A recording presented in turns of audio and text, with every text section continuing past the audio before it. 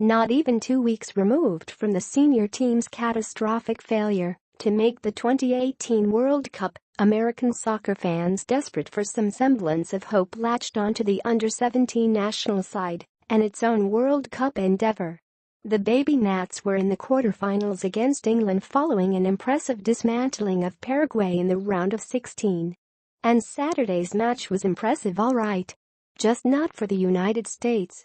Rhian Brewster recorded a hat-trick and England continued its banner year at the youth levels with a 4-1 victory over the Yanks in Goa, India, looking like the superior side for most of the evening.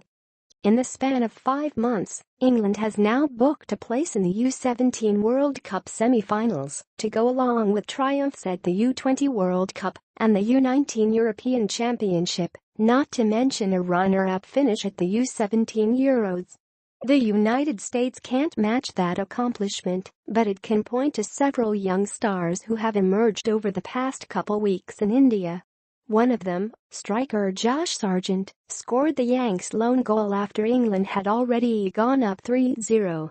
Sergiño Dest drove a hard shot at England goalkeeper Curtis Anderson, whose parry landed fortuitously at the feet of Sargent for his third goal of the competition. Sargent, along with striker Ayo Akinola, playmaking attacker Andrew Carleton, defender midfielder Chris Durkin, striker Timothy Wee and midfielder Chris Goslin, are all names to watch as the United States men's national team transitions into a new era over the next few years.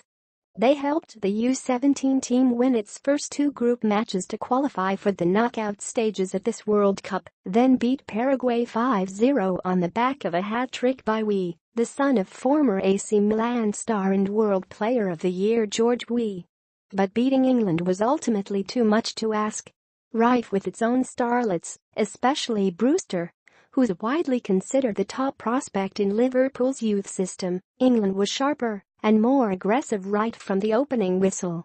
England opened the scoring in the 11th minute when American keeper Justin Garces dove to deflect a cross, but punched it right at Brewster, who alertly finished with a nice bit of quick-twitch skill. For the rest of the first half, however, the United States had the better of possession and generated several great chances. Sargent hit the crossbar off a corner kick, Blaine Ferry dragged a left-footed shot just wide, and Taylor Booth turned a hard hit at a difficult angle on Anderson, who did well to block it. The question at halftime then became whether or not the Yanks were truly back in the game, or if England had let up a bit after the second goal. Unfortunately for the Americans, it was the latter. The Three Lions resumed their comprehensive ownership of the match, and in the 64th minute, Brewster played a ball in for Morgan Gibbs-White, whose shot was too close for Garces to keep out. Brewster completed his hat-trick on the last kick of the game, a penalty after Dest was red-carded for bringing him down in the box. Despite the loss, there's little question the United States program has tangible talent developing in its ranks.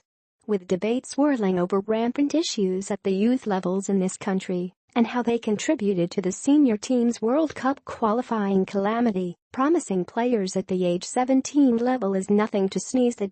In lower age groups, there aren't great players so much as great athletes, but once players near adulthood and are still exemplary, it's a much safer bet they're legitimate prospects.